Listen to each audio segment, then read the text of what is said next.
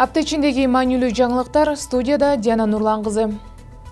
2024 жылдын 25 октябрында Ички иштер министрлигинде ички иштер органдарынын 2024 жылдын 9 ай ичиндеги аткарган ыкчам кызматтык ишмердүүлүгүнүн жыйынтыгын чыгарган коллегиялык отурум болуп өттү.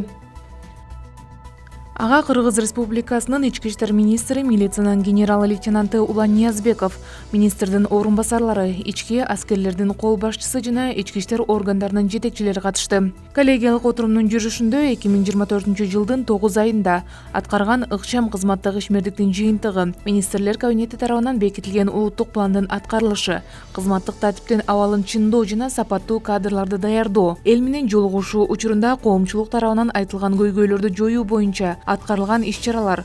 Анын ичинде биринчи жана экинчи элдик курултайда ички иштер министрлигине тиешелүү суроолордун чечилиши жөнүндө маселелер каралды. Ошондой эле ушул жылдын 9 ай ичиндеги кемчиликтер менен көйгөйлөр талкууланып, алдыга коюлган максаттар белгиленди.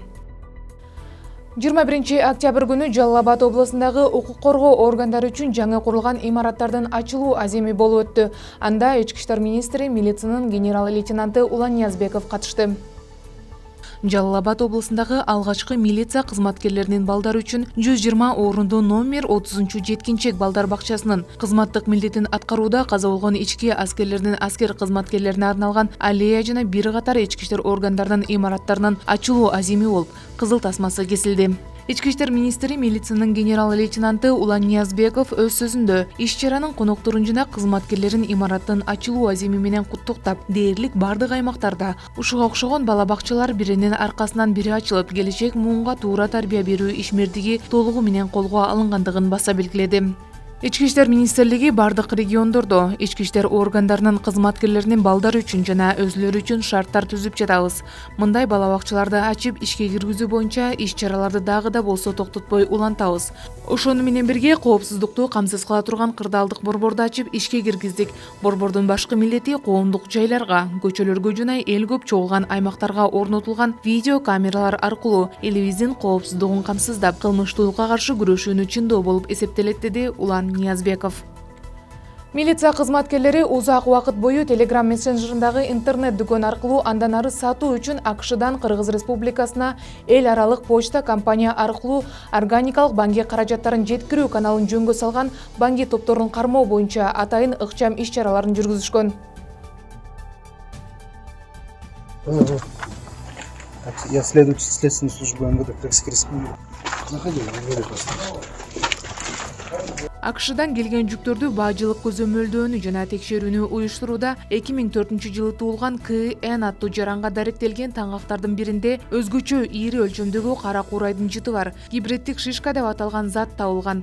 Аны сатууда баасы 9 миллион сомго бааланат. Бул факт боюнча Кыргыз Республикасынын ички иштер министрлигинин тергөө кызматы тарабынан Кыргыз Республикасынын кылмыш жаза кодексинин 282 беренесинде каралган кылмыштын белгилери боюнча кылмыш иши козголгон. Кармалган адамдын жашаган жери боюнча тинтүү иштерин жүргүзүүдө банги топтун башка дагы 2 мүчөлөрү аныкталып кармалды. Мындан тышкары жогоруда аталган адамдардын кылмыш ишинин ачык белгилери бар банги заттарды таңактоо үчүн буюмдар табылып алынды. Учурда аталган факт боюнча мындан аркы ыкчам тергөө иштери улантылууда. А вот это для чего? Атайын багыттагы полкунун кызматкерлери Үмүт үйү социалдык стационардык мекемесине барышты. Кыргыз Республикасынын өкмөтүнүн токтомун аткаруу максатында жана улгайган курактагы адамдарга көңүл буруу жана камкордук деген урандын алкагында ички иштер министрлигинин атайын багыттагы полкунун кызматкерлери Бишкек шаарында жайгашкан Бишкек шаарынын мэриясынын социалдык өнүктүрүү департаментинин Үмүт үйү улгайган жана майыптыгы бар адамдар үчүн социалдык стационардык мекемесине материалдык жардам көргөзүшүп, жеринде карылар менен баарлашып, мекеменин айланасында тазалоо иштерин жүргүзүштү. Өз кезегинде аталган мекеменин жетекчилиги атайын багыттагы полкунун жетекчилигине жана өздүк курамына ыраазычылыгын билдиришти. Азыркы убакта социалдык стационардык мекемесинде 204 карыя жашайт, 91 аял, 113 эркек, алардын ичинен 32син майып карылар түзөт. Милиция кызматкерлерине Жалал Абад шаарынын жана Суузак районунун аймагында А аттуу жаран ийри өлчөмдө банги затын сактап жана сатып жүргөндүгү тууралуу маалымат келип түшкөндүгүн билдирген. Аталган факт боюнча топтолгон материалдар 2024 жылдын 23 июль күнү Жалал Абад шаардык ички иштер башкармалыгына катталып, Кыргыз Республикасынын кылмыш жаза кодексинин 283-беренеси менен кылмыш иши козголгон. Тергөөнүн жүрүшүндө А аттуу жарандын өздүгү Жалал Абад шаарынын тургуну, чет мамлекеттин жараны 1995 жылы туулган Ю.Ф. экендиги такталып, ошондой эле ал өзү жашаган даректе аптекалык дары-дармектердин аралашмасы менен баңгизаттын психоактивдүү түрлөрүн жасоо үчүн атайын лаборатория жана кылмыштуу топ уюштургандыгы тууралуу маалымат алынган. 2024 жылдын 14 октябрь күнү кызматтык иттин жардамы менен шектүү жарандын үйүнө кечиктирилгис тинтүү жүргүзүлүп, өз ыктыяры менен 3 литрдик банкага салынган кескин жыты бар баңгизатын тапшырып берди. Азыркы учурда шектүүнүн үйүнөн алынган заттар жана буюмдар боюнча соттук химиялык экспертизалар дайындалып, тергөө амалдары жүргүзүлүүдө. Урматтуу жарандар, эгерде сиздер дагы баңгизатты кайда саткандыгы тууралуу кабарыңыз болсо, кайдыгер карабастан 102 бирдиктүү номерине билдирип коюуну өтүнөбүз. Апта ичиндеги маанилүү жаңылыктар болду. Ички иштер министрлиги, Диана Нурлан кызы.